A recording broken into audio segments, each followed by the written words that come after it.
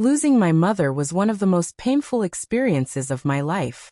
We were incredibly close, and her absence left a void I didn't know how to fill. When the lawyer first called about her estate, I was still deep in grief. Money or property wasn't on my mind, I just missed her. But reality didn't allow me to pause. Just a week later, I was sitting across from a lawyer, listening to the details of the inheritance she had left behind. Amanda, my wife, seemed overly curious about the will. She kept pressing me about how much I was getting, what assets were included, and whether any cash was involved.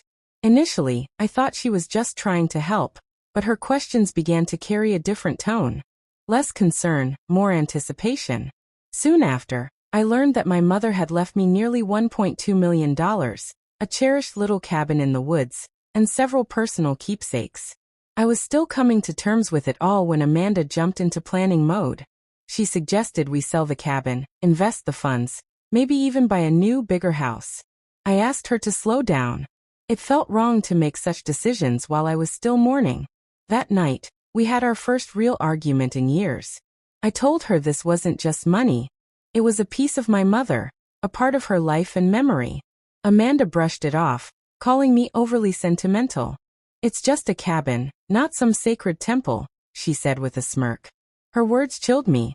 Something inside me shifted. Not long after, I came home to find a letter on the kitchen table, from Amanda's lawyer. She had filed for divorce. No conversation, no warning, just a clean break, as if it had been planned all along. I called her right away. She didn't answer. By the next morning, she had vanished. Half of our furniture was gone, along with some electronics and jewelry. The realization hit hard. She had been waiting for the inheritance to be finalized before making her move.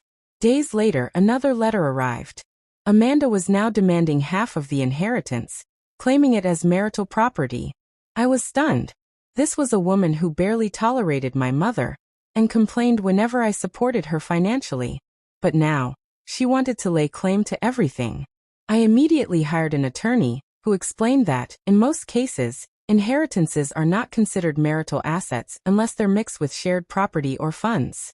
Fortunately, I hadn't made that mistake. The money remained in an individual account, and the cabin deed was solely in my name. Still, Amanda pushed forward.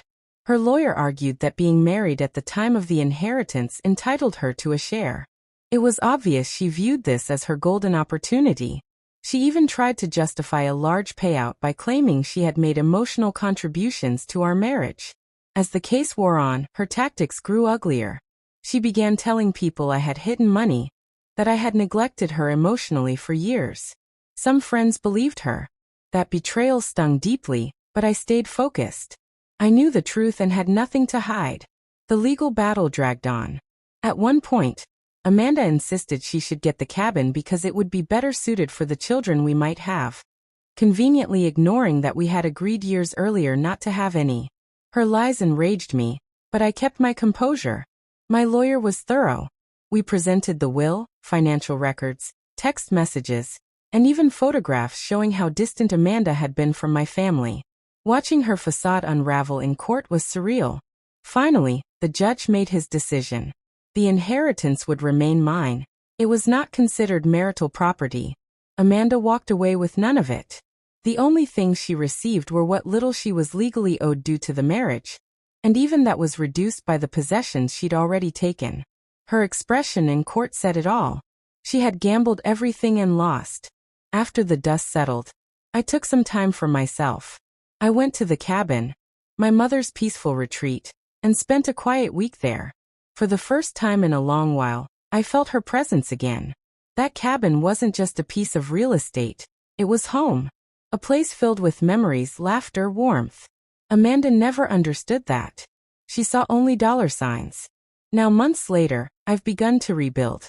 The inheritance remains untouched, not because I'm clinging to it, but because it represents something sacred. I've started a charitable project in my mother's name, something she would have been proud of. Every visit to the cabin brings a sense of calm and clarity. Amanda thought she had orchestrated the perfect escape, thinking she'd walk away wealthy. Instead, she walked away empty, of love, respect, and truth. She lost more than money. She lost her integrity and she lost me. Eventually, people saw through her act. As for me, I found peace. I found strength. And most importantly, I found a deeper connection to who I really am and the values my mother taught me.